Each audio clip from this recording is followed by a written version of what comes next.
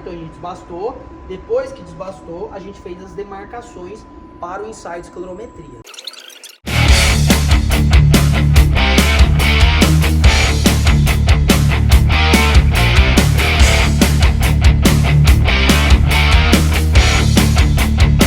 Fala, querido, tudo bem?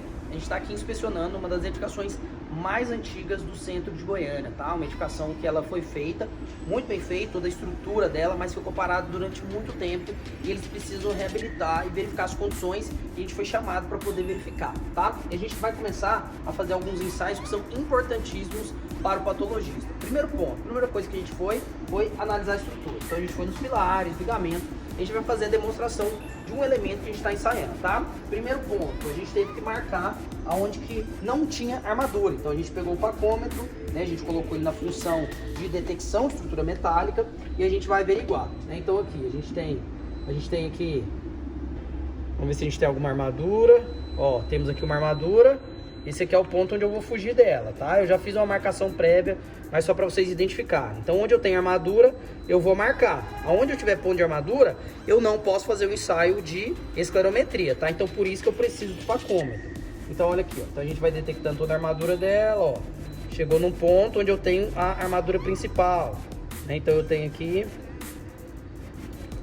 a armadura principal. Então, a gente já sabe qual que é o cobrimento nominal dela. Então, a gente já fez as demarcações, depois a gente vem com a trena, faz a espessura dela na trena, já sabe qual que é o cobrimento nominal e já sabe qual que é a área que não tem armadura que a gente pode fazer o ensaio de esclerometria. Então isso é um ponto chave, tá? Depois que a gente encontrou essas armaduras e fugiu delas para fazer a esclerometria, a gente fez o desbaste, tá? Como é que a gente faz o desbaste? A gente faz o lixamento dessa superfície para que a gente tenha a superfície totalmente lisa.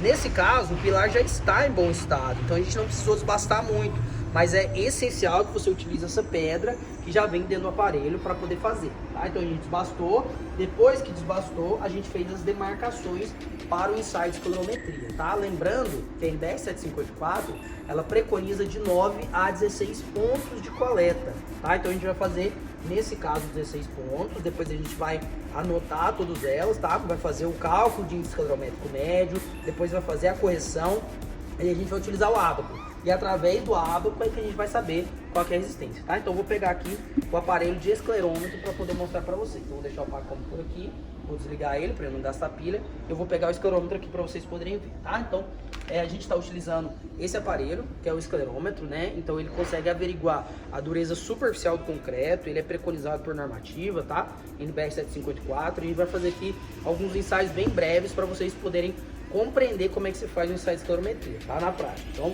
vem comigo. Então, vamos lá. Então, a gente escolheu todos os pontos e agora a gente vai fazer. Eu vou mostrar para vocês o índice esclerométrico. Então, aqui, ó. Olha a resistência desse concreto. Olha a resistência que antigamente eles utilizavam. Então, isso aqui ainda não é o FCK, mas é o índice esclerométrico. Ele já representa que a resistência desse concreto vai estar extremamente elevada, né? Por exemplo, só para vocês terem uma noção. Quando a gente tem uma média ali de 30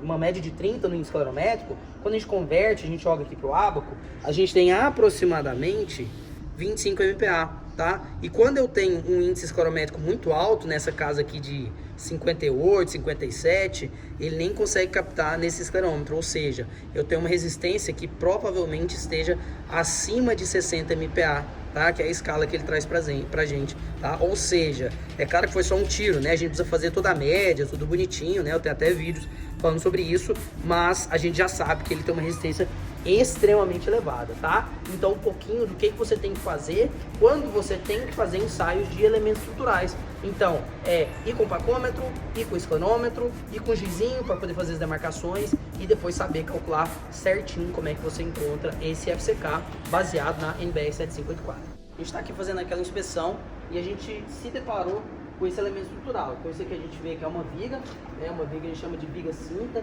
que ela está distribuindo as cargas naqueles pilares e também distribuindo na fundação. Mas um detalhe que chama muita atenção é que eles fizeram um reboco, né? Fizeram um reboco da parte de painel de vedação, então ali a alvenaria, eles vieram fazendo o reboco do elemento estrutural e eles continuaram fazendo a vedação com revestimento argamassado, com reboco, né? Só que aqui eles cometeram um equívoco na parte construtiva, que foi a ausência do chapisco. Então, elementos estruturais necessitam obrigatoriamente de chapisco. E o ideal é que seja feito o chapisco desempenado, porque ele traz maior ponto de ancoragem. Então aqui, como não foi feito, eles conseguem ver que esse reboco está completamente desplacante, ó. Ele sai bem facilmente mesmo, ok? E a gente também tem um fator que é bastante potencial, que como esse reboco está se desplacando por ausência de aderência, ele acabou deixando a viga também exposta. E como a viga está exposta, sujeita a alta condição de dióxido de carbono, alta umidade também por conta do local, né? A gente também consegue ver a oxidação da armadura, a expulsão desse concreto, falha de cobrimento nominal. Então a gente tem um cobrimento nominal muito pequenininho. Se a gente olhar para cá, olha para vocês verem, né? A gente praticamente não tem mais cobrimento. Isso aqui já é concreto. Isso aqui é um concreto. Olha a espessura que a gente tem desse cobrimento nominal, muito fino. Então foram alguns fatores construtivos equivocados que acabaram gerando essa série de manifestações patológicas, né? Então a gente tem falha de cobrimento nominal do elemento estrutural, falha de chapisco, né? A gente teve oxidação de armadura por conta da alta complexidade do local, né? Muito dióxido de carbono, muita umidade, então falhas construtivas levando a manifestações patológicas. Então é importantíssimo que você também tenha conhecimento de técnicas mitigadoras para evitar que esses problemas aconteçam. Bom, um abraço e até mais.